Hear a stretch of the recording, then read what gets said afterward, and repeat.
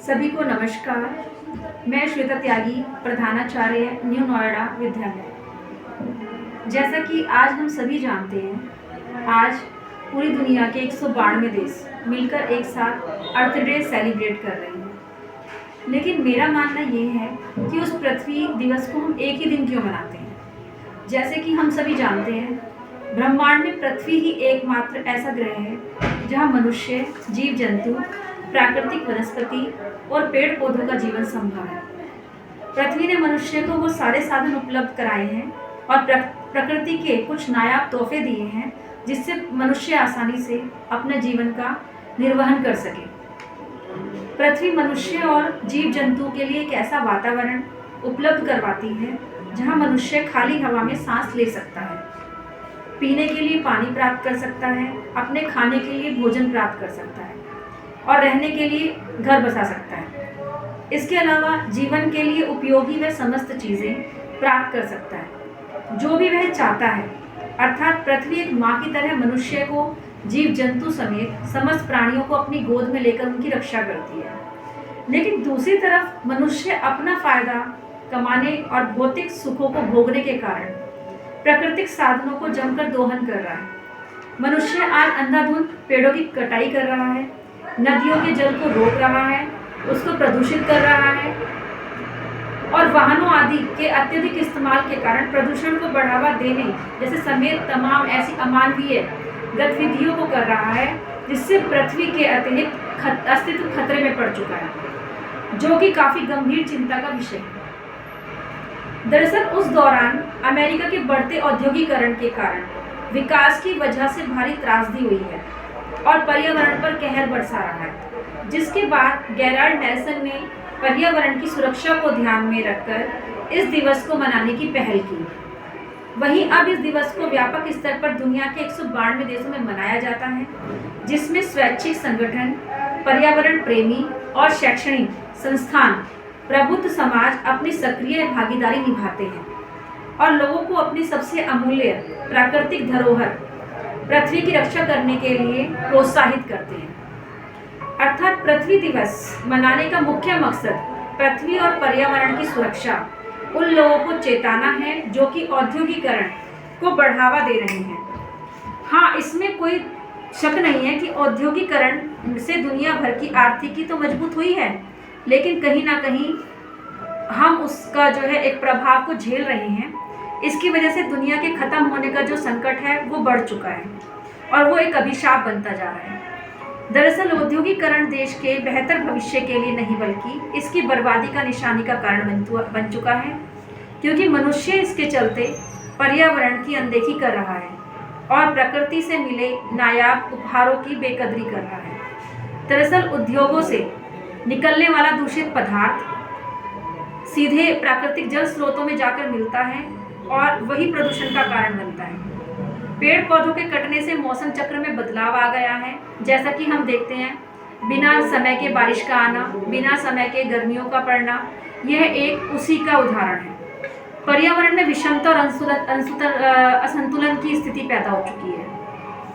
यही नहीं, प्राकृतिक संसाधनों में जमकर हो रहे दोहन से ग्लोबल वार्मिंग की समस्या भी बढ़ रही है।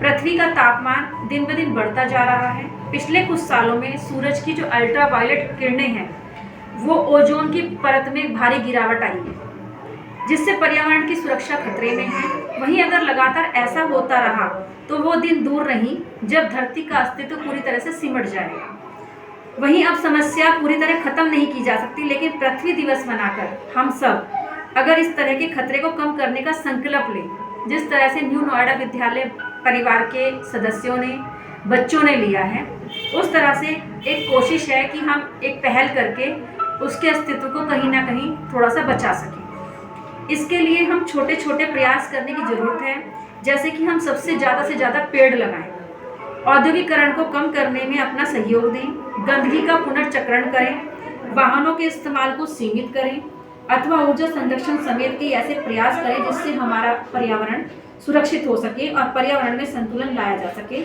और पृथ्वी को संरक्षित किया जा सके। यही एक पहल आपका न्यू नोएडा विद्यालय परिवार के द्वारा की गई है। इस पहल को करने के लिए हमने अपने विद्यालय में प्लास्टिक की रोकथाम, प्लास्टिक पर रोक लगाई है। उसके लिए हमने हर बच्चे को कहा है कि कोई भी बच्चा प्लास्टिक की बॉटल्स में पानी नहीं लाएगा।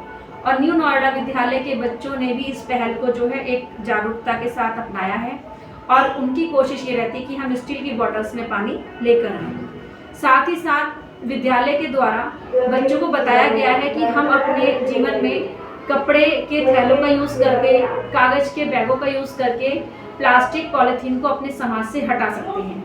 और विद्यालय के बच्चों ने इसमें बढ़ चढ़कर अपनी भागीदारी दी है। उन्होंने समाज को, अपने पड़ोस को, सभी को इसके लिए जागरूक किया है कि हमें कपड़ों के थैले को यूज़ करना चाहिए। उसके साथ हमने ध्वनि प्रदूषण को रोकने के लिए, जैसा कि सभी स्कूलों में आजकल एक चलन चल गया है कि स्पीकर के साथ या आपका साउंड के साथ में असेंबली को कराया जाता है, हमने अपने विद्यालय में कोई भी असेंबली में आपका स्पीकर सिस्टम, साउंड सिस्टम नहीं रखा है। इसके हमें 2 फायदे होते हैं। बच्चे प्रार्थना के टाइम में अपने भाव के साथ उस प्रार्थना से जुड़ते हैं और ध्वनि प्रदूषण को हम रोक पाते हैं। उसके साथ विद्यालय के द्वारा एक पहल की गई है। 5 जून को जो हम पर्यावरण दिवस मनाते हैं, उस पर हम बहुत सारे प्लांटेशन करते हैं, लेकिन विद्यालय के बच्चे अपने जन्मदिन पर, चाहे वो आपका टीचर हो चाहे बच्चे हों, अपने जन्मदिन पर 2 से 3 वृक्ष लगाकर उनकी अच्छे से देखभाल करते हैं, उनको बढ़ता हुआ देखते हैं और उनको बहुत अच्छी तरह से सींचते हैं। साथ ही हमने एक रीति और चलाई है, हम अपने किसी भी मेहमान का स्वागत या सम्मान एक पौधा देकर करते हैं, जिससे कि पौधे का एक महत्व होता है हमारे जीवन में कि वो पौधा उस मेहमान की या उस पर्सन की जिसको हम वो पौधा गिफ्ट कर रहे हैं, उसके लिए जीवन दान है। और साथ ही साथ हमारे बच्चों के द्वारा पर्यावरण दिवस पर प्रतिवर्ष ज़्यादा से ज़्यादा संख्या में वृक्षारोपण किया जाता है। उसके साथ हमने एक पहल ये भी की है कि बच्चों के स्वास्थ्य के प्रति हम कैसे बच्चों को जागरूक करें, उनके माता पिता को जागरूक करें। उसके लिए हमने बच्चों को हम महीने में 2 से 3 हम हेल्थ चेकअप कैंप लगवाते हैं, जिससे बच्चों के स्वास्थ्य ठीक रहे। तो न्यू नोएडा विद्यालय परिवार ने तो पहल स्टार्ट कर दी है और हम सभी का आपसे हाथ जोड़कर अनुरोध है कि आप सभी इस पहल का हिस्सा बने और हमारे समाज को, हमारी पृथ्वी को जो प्रकृति ने दिया है उसको हम सहेज कर रखें। सभी को नमस्कार, बहुत बहुत धन्यवाद।